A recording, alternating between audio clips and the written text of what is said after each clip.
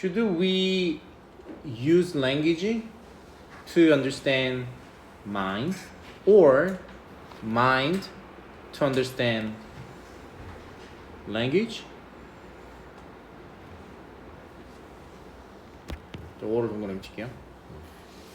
우리는 그 언어를 정신을 이해하기 위해서 사용해야만 하는가? 혹은 언어를 이해하기 위해서 정신을 사용해야 하는가? 반대로 얘기한 거예요. 그죠? 그러니까 use language와 use mind가 병렬이 되고 있어요. 여러분. 해석 잘 하셔야 돼요. 언어를 사용해야만 하는가? 아니면 정신을 사용해야만 하는가? 서로 말을 바꾼 거예요. 됐죠? 정신을 이해하기 위해서 언어를 사용하는 거야? 아니면은 언어를 이해하기 위해서 정신을 사용하는 거야? 됐나요? 닭이 먼저야? 계란이 먼저야? 그러니까 이렇게 얘기한 거야 지금? 중요한 건 아니야. 자, 그러면 이 역사적으로 볼 때 이 철학이 있잖아요. 이게 분석 철학에서 뭐라고 떠들고 있냐면 assume that 이 언어라는 친구가 굉장히 기본적인 거잖아요. 그죠? 그리고 또 that 정신이라는 것은 결국은 이해를 한다.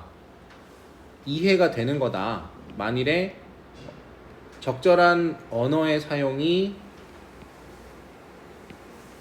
appreciated 이해가 된다면, 평가가 된다면, appreciate가 인정, 이해, 평가 이런 뜻이 있죠. 그래서 이 단어는 해석을 좀 잘 하셔야 되겠네요. 적절한 언어 사용이 이해가 된다면 정신은 어떤 감을 갖게 될 것이다. 이렇게 되면 돼요. 정신이 든다. 이런 식으로 해석하시면 돼요. 네. 자, 세 번째. 현대의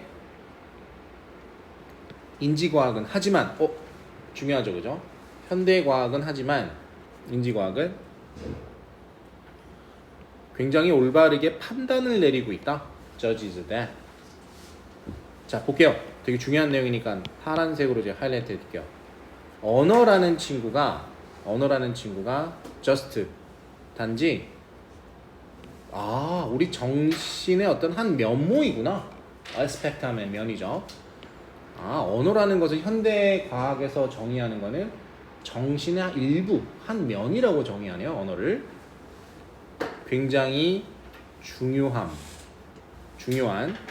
인류에게, 인간에게 하지만 완전한 뭐는 아닌, 기초는 아닌 모든 종류의 사고의 완전 기초가 되는 게 언어는 아니지만 우리 정신의 일부가 언어라는 거라고 얘기합니다. 그러니까 우리가 생각을 하잖아요. 그죠? 그럼 생각이라고 할게요. 생각의 그 일부는 언어로 우리가 생각을 한다는 얘기죠. 쉽게 얘기하면. 하지만 모든 정신을 다 언어로 한다는 얘기는 아니지. 모든 생각을. 됐나요, 그러면? 일부만 한다는 얘기죠. 끊임없는 어떤 동물의 종이 셀 수 없는 종들이 세상을, 지금 우리가 사는 이 세상을 계속 겨우 돌아다니고 있죠. 항해하고 있죠. 문제도 해결하고 있죠. 근데 이게 manage to가 겨우 라는 말로 해석을 해야 돼. 동물하고 인간하고 차이점을 주려고 쓴 거야, 이 단어를. 그지? 그리고 마지막으로 배우죠. 뭐 없이? 걔네들은 언어가 없잖아요. 인간하고 그 동물의 차이점은 언어 없는 거 아닙니까? 자, 이것도 하이라이트. 바로 뭘 통해서? 걔네들도 뇌가 있잖아요. 그러니까 brain mechanism이니까, 메커니즘이 그 기제란 뜻이에요. 기제. 뇌의 방식을 통해서, 자, 그 방식은 바로 주로 largely는 주로예요. 주로 보존이 되고 있는데, 어디 속에? 인간의 정신 속에 보존이 되고 있는데, 됐죠? 네. 그 뇌의 기제를 통해서 주로 인간의 정신 속에서 보존이 되고 있는데, 그러한 언어를 사용하지 않고 동물은 이렇게 산다는 거예요. 이게 동물 얘기가 아니야. 다가 여기 끝에 언어가 살짝 나왔잖아. 자, 하이라이트. 여기 언어가 나왔으니까 이 뒤로는 언어 이야기예요. 동물 이야기가 아니에요.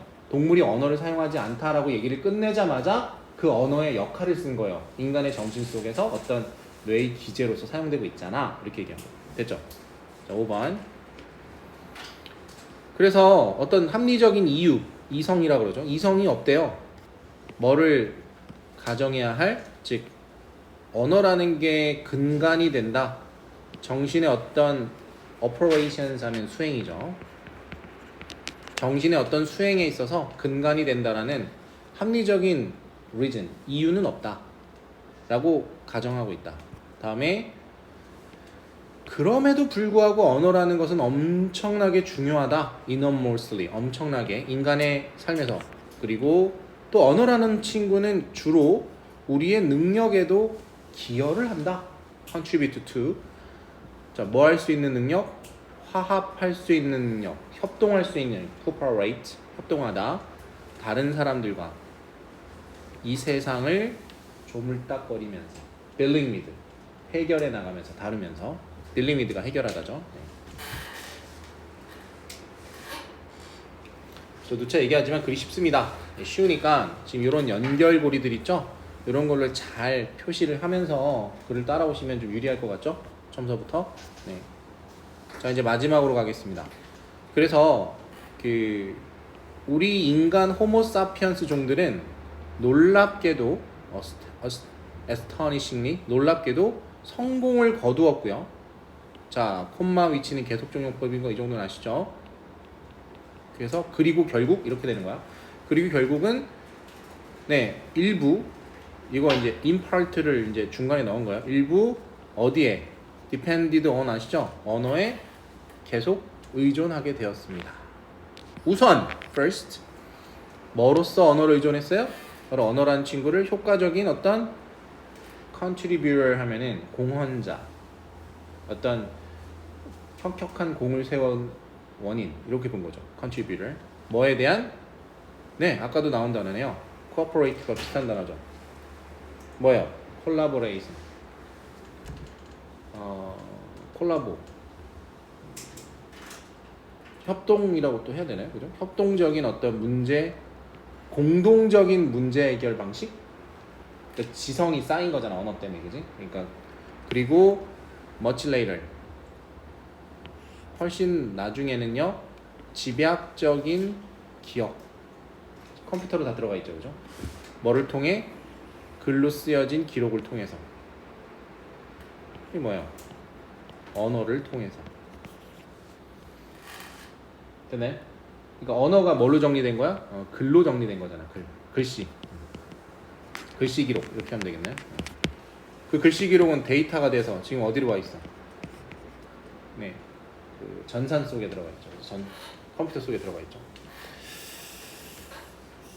집단 기억 쓰기야? 집단 기억. 협업적 문제 해결, 뭐 collaborative는 협업이 맞겠죠. 협업적 문제 해결 이런 식으로 해석하시면 되겠죠. 그러니까 나는 이제 글을 볼 때 이 글이 조금 다른 각도가 뭔 게, 보통 이제 문자가 생성되면서 인간들이 발전했다 뭐 그런 얘기 많이 들어보셨죠, 그죠? 근데 그게 아니라 여기서는 이제 그게 아니라 그 동물과 이제 비교를 하면서 왜 인간이 동물과 다른가에 대해서 이제 어느 정도 어필하면서 얘기를 끌고 나가고 있죠. 처음엔 좀 어려울 줄 알고 조금 살짝 걱정했는데 그렇게 어려운 글은 아니네요. 됐죠?